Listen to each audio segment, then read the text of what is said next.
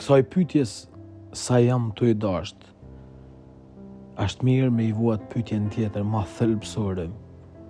Sa Zot ka për mrena dashnia që unë transmetoj, të cilën e përkthej dhe e shprehin vepra.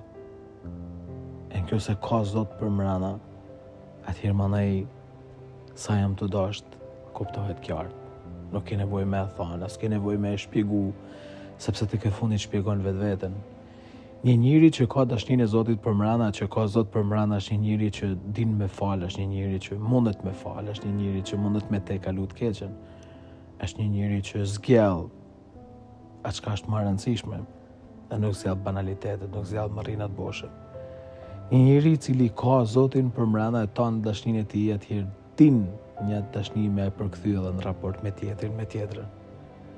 Sa jam të dasht, do të me thonë, sa jam të transmetu e të shfaq Zotin që kam mrendësinë teme, që banon shpirtin teme, mush jetën teme.